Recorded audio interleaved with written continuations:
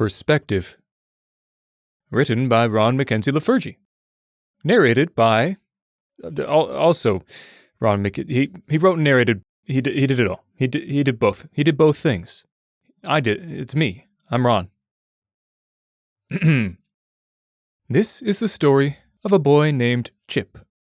Chip was 16 years old and lived in a small town in the United States of America. He always called it that. The United States of America. Saying the U.S. was lame, but saying the United States of America always got a chuckle out of people. Chip lived a pretty boring life. In fact, boredom more or less defined his life. He woke up, bored, ate breakfast, bored, sat in boredom on the bus, then went to school where he was bored out of his skull by his teachers. Then he ate lunch, went to more boring classes, before taking a boring bus ride back home where he could go to his room and be bored. Chip thought he could perhaps remember a time when he wasn't bored. He used to be able to become completely absorbed in a book for hours without so much as a hint of boredom. But those days were long gone. He could scarcely get through a full page before his mind drifted away. The stimulation of a book was simply insufficient now. The one silver lining was Kate. Somehow her mere presence could turn a boring afternoon into an adventure. She had a way of taking even the dullest activity and finding joy in it. And this joy was infectious. Chip found himself laughing at dumb sitcoms, getting wrapped up in corny rom-coms, even cheering on sports teams, despite normally having no interest in sports whatsoever. Kate was, as far as Chip was concerned, his soulmate. Which is why he was rather distressed to climb onto the bus one day and see her with another guy's arm around her shoulder. "Chipmunk!" she exclaimed, pushing the guy's arm off. She tapped the seat behind her. "I saved you a seat!" "Thanks!" replied Chip, trying not to sound upset, but overshooting, instead sounding way too excited. He pretended not to notice that the seat she normally saved for him was being taken up by Ryan freaking Morgan, the baseball king of Martell High. He called himself that, by the way. Tells you all you need to know about the guy. "You going to the game tonight?" asked Kate, as she rested her arms on the back of her seat and her head on her arms. "The game?" asked Chip. "The baseball game, dummy," she said, smacking Chip's head. "Oh," muttered Chip, "of course not." "What's that supposed to mean?" asked Ryan, turning around himself. "Baseball's stupid," replied Chip, losing all pretense of cheerfulness. Kate knew he didn't like baseball. Why was she asking him this stuff? Ryan didn't seem to appreciate Chip's comment, but he held his tongue and turned around again, putting his hand on Kate's knee. Chip's heart fell into his stomach. "Aw, too bad," said Kate, though she didn't seem very upset. She was talking all weird, too. Normally she was pretty laid back and relaxed, but she was all peppy now, like she'd had too many energy drinks. Chip didn't like it. It made him feel on display, like he was expected to match her energy. But he couldn't do that even if he wanted to. Chip spent the rest of the bus ride staring out the window. Kate tried to strike up a conversation a few times, but he was inconsolable.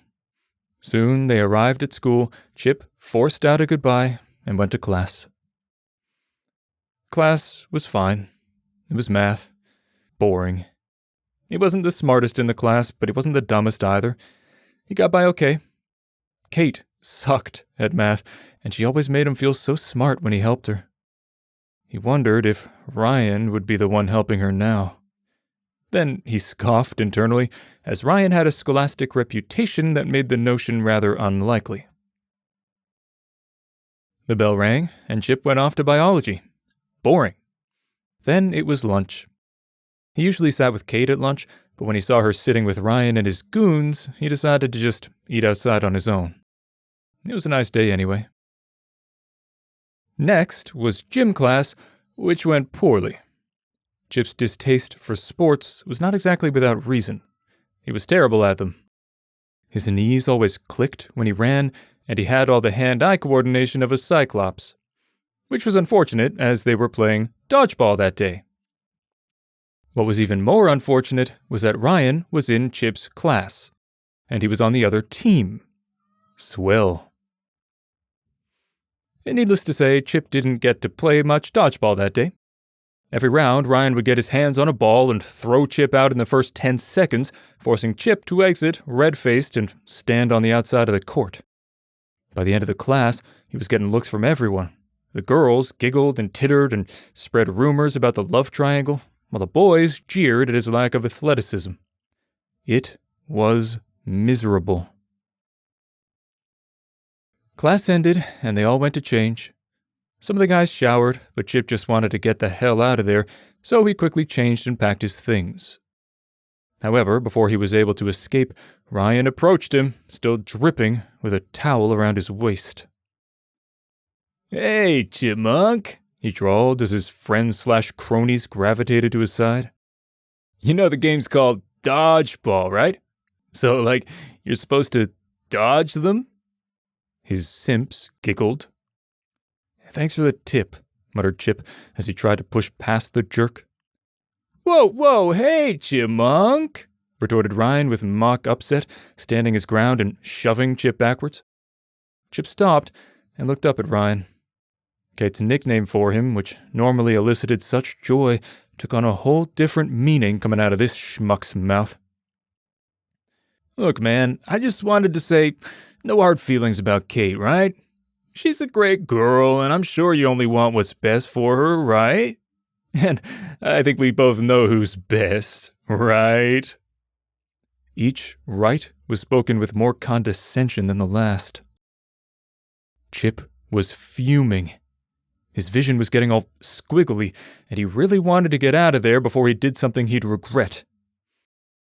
"And who knows," Ryan continued. "Maybe when I'm done with her, she'll go crying to you. Just gotta be patient, Chipmunk." Ryan booped Chip's nose and turned to walk away. And Chip saw red. The next thing he knew, Chip was on his back, getting pummeled. Voices cheered overhead, echoing around the locker room. Moments later, Ryan was pulled off him by Mr. Hazari, the gym teacher, and Chip slowly pulled himself to his feet. His right eye was already swelling up, and he tasted blood. It was strange, because he knew it should hurt, but he didn't feel a thing. All he could think about was Ryan and Kate. Chip was sent home early to deal with his injuries. He was told that the situation would be dealt with when he came back.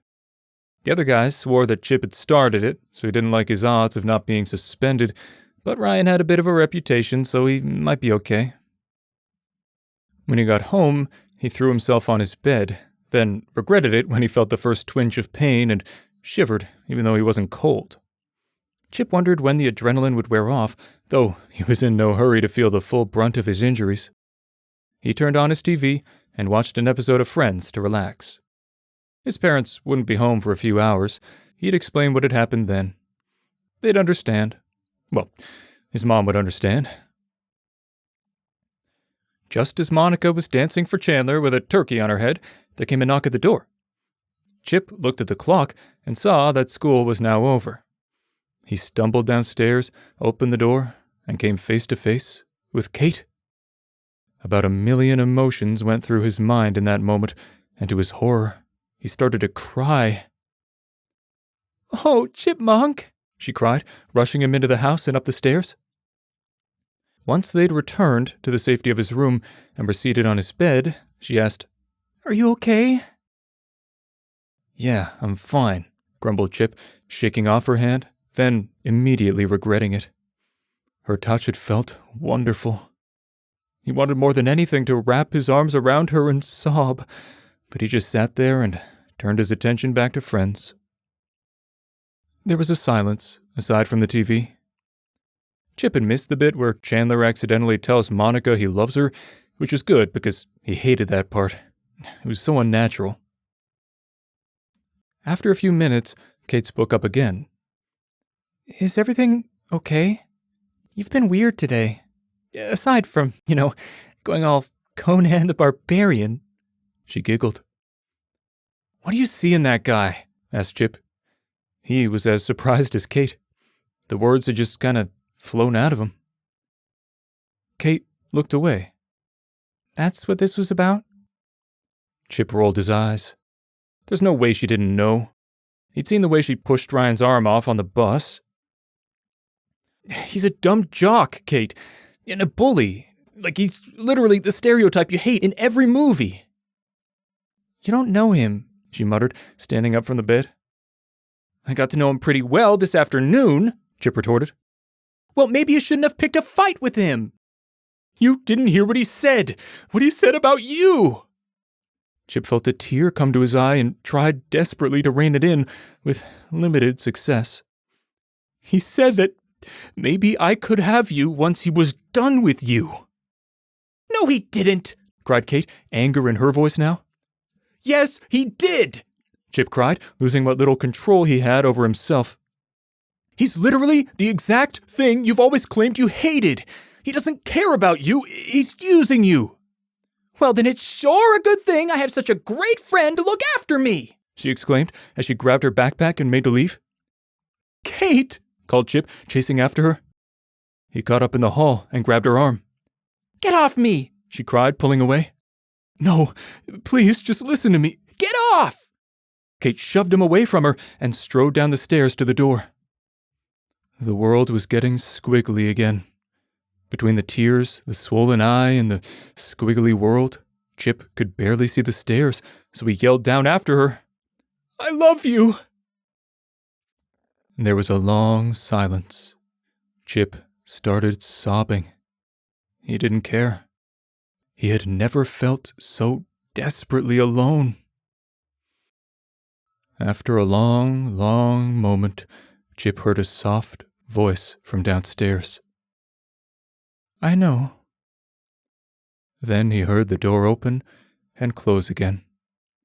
There was silence. He lay on the hard floor, sobbing as the squiggly world became squigglier and squigglier. Then he passed out. I wake up. Kate is gone. I am alone. It's cold. So cold. How had I even slept? Drones blare overhead, always watching, waiting for a mistake. I roll over, longing for that which never existed. What a wonderful dream.